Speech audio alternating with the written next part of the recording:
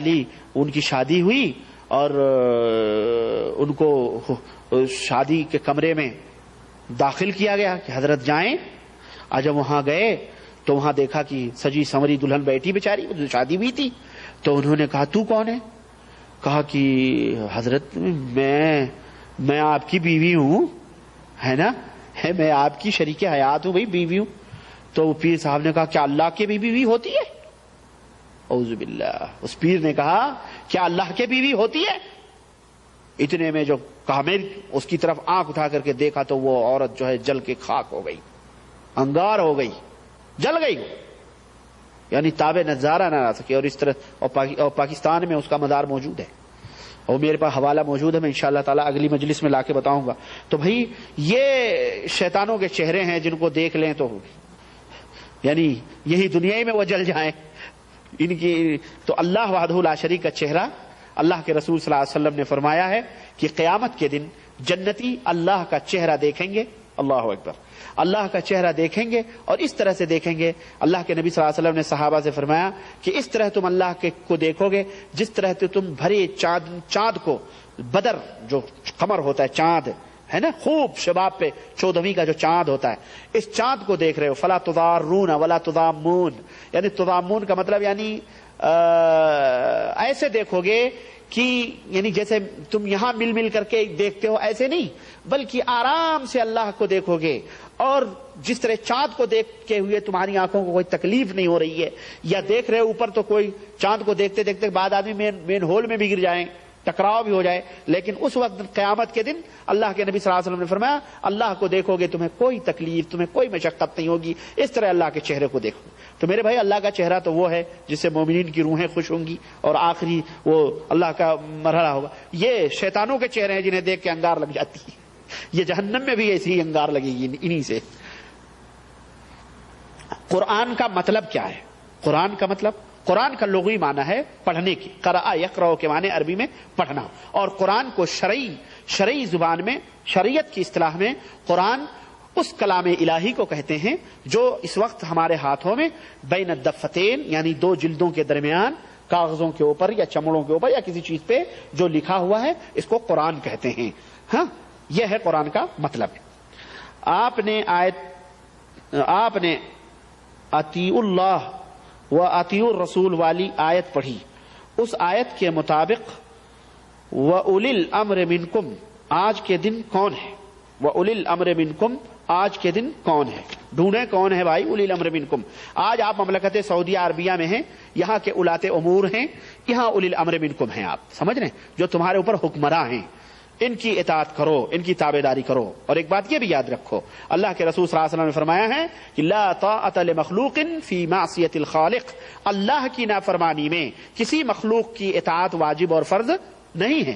آپ یہاں رہیں، اس ملک کے امیر نے، اس ملک کے بادشاہ نے، جو آپ کا کسی بھی ملک میں جو آپ کا امیر المومنین ہے، جو آپ کا امیر ہے، جو آپ کے علاقے کا، آپ کی بستی کا امیر ہے، جو قرآن و سنت کو دستور مان کر کے اور اس کو نافذ بھی کیے ہوئے ہے، اور اس کی اطاعت کریں. یہاں کے امیر نے کہا کہ اشارہ توڑنا ممنوع ہے. اگر آپ اشارہ توڑ کے نکلیں گے آپ گنہگار ہوں گے. سمجھ رہے ہیں؟ یہاں کا اولات امور کا مطلب یہ ہے.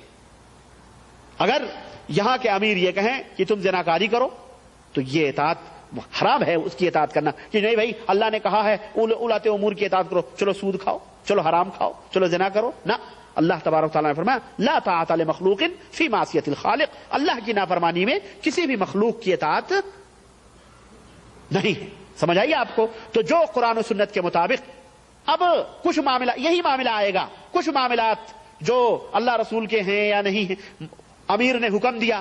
مثال کے طور پہ اللہ کے رسول صلی اللہ علیہ وسلم نے ایک فوج بھیجی. جب وہ فوج امیر بنایا ایک صحابی کو، راستے میں لوگوں کا جھگڑا ہو گیا، امیر سے مسلمانوں کا اختلاف ہو گیا. امیر ایک جگہ رکنے کا حکم دیا اور اس نے کہا لکڑیاں جمع کرو. تمام مسلمانوں نے لکڑیاں جمع کی امیر کی اطاعت میں. تمام مسلمانوں نے لکڑیاں جمع کی اور پھر کہا اس میں آگ لگاؤ. اس میں آگ بھی تمام مسلمانوں نے لگائی. اب جناب علی اس نے کہا، امیر نے جب آگ جل گئی کہ میں امیر ہوں اور اللہ کے نبی نے میری اطاعت کرنے کا تمہیں حکم دیا، اس لیے اس آگ میں کودو. ہاں، یہ صحیح بخاری کی روایت میں ہے جناب علی نبی کریم صلی اللہ علیہ وسلم کی سیرت میں یہ واقعہ موجود ہے. کہا کہ جو ہے کودو. مسلمانوں نے کہا ارے ہم تو اسی آگ سے بچنے کے لیے اللہ کے نبی پہ ایمان لائے اور تم ہمیں جیتے جی اس آگ میں ڈھکیل رہے ہو. دیکھو مسلمانوں کی سوچ. وہ اندھے لوگ نہیں تھے آج ہماری طرح کہ پیر نے کسی عورت سے کہا اور جو ہے پکڑی گئی وہ عورت پاکستان کے اندر. وہ پیر نے کہا کہ تجھے اولاد نہیں ہو رہی ہے، جا کسی نئے بچے کی قبر کھود کے اس میں تو غسل کر نہا، تجھے اولاد ہو جائے گی. چنانچہ وہ ظالمہ عورت گئی، بچہ نیا مرا تھا، اس کی قبر کھود کے اس میں جا کے نہائی. آخرکار پولیس نے اس کو پکڑی اور جیل میں ہے. اسی طرح پیر نے کہا کہ جا تیرے جو بچے ہیں وہ تیرے نہیں ہیں. پیر نے کہا، اور باقاعدہ اردو نیوز کے اخبارات میں باقاعدہ ہیڈنگ کے ساتھ آئے، اردو نیوز نہیں، وہ نمائے وقت جو جنگ وغیرہ نکلتا ہے پاکستان سے. پیر نے کہا تیرے جو بچے ہیں وہ تیرے نہیں ہیں، جا ان کو ختم کر دے. وہ گیا پشاور، اس نے پستول خریدی. پستول خرید کے آیا، 3 نوجوان بیٹے، ان کو ایسے سوئے گولیاں مار دی مردود نے، سوئے گولیاں مار دی. بیٹی چیختی ہوئی آئی، اس کو بھی زخمی کیا. بیوی چیختی آئی، اس کو بھی مار دیا، وہ بھی زخمی ہو کے گر گئی. اب بیٹی نے جب یہ معاملہ دیکھا، چھت کے اوپر چڑھی، مارے ڈر کے کودی تو وہ بیچاری وہ بھی لنگڑی ہو گئی. اس طرح پولیس نے جب اس کو پکڑا، جیل میں گیا تو پوچھا تو نے ایسا کیوں کیا؟ کہا ہم کو فلانے پیر نے حکم دیا تھا کہ وہ تیری اولاد نہیں، جا اس کو تو مار دے. میں نے جب یہ خبر پڑھی میں نے کہا پیر کو کیسے معلوم کہ اس کی اولاد نہیں ہے؟ ضرور معلوم ہوگی، پیر ہے نا یہ. ہاں یہ مریدینیوں کے ساتھ یہی سب کرتے ہیں. اس لیے اس نے صحیح نام تو نہیں بتلایا کہ کون گیا تھا کون نہیں گیا تھا، اس لیے اس نے کہا تیری اولاد نہیں ہے، جا. اس کو پتا تھا اچھی ڈھنگ سے کس کی اولاد ہے، اس لیے مروا دیا. تو وہ صحابہ تھے، وہ اندھے نہیں تھے کہ اسے پیروں کے فقیروں کے اس میں آئے. اللہ کے نبی صلی اللہ علیہ وسلم کے پاس لوٹے، کہنے لگے ہم تمہاری بات نہیں مانیں گے، ہم تو اسی آگ سے بچنے کے لیے تو ہمیں اللہ اور اس کے رسول پہ ایمان لائے. پلٹ کے آئے، اللہ کے نبی صلی اللہ علیہ وسلم کے سامنے مسئلہ رکھا کہ اللہ کے نبی اسی طرح سے ہم کو اس نے حکم دیا. اللہ کے نبی نے فرمایا اللہ کی قسم اگر اس معاملے میں تم اس امیر کی بات کو مان لیتے اور آگ میں کود جاتے تو قیامت تک اسی کے اندر تم جلتے رہتے، تمہیں جنت حرام ہو جاتی.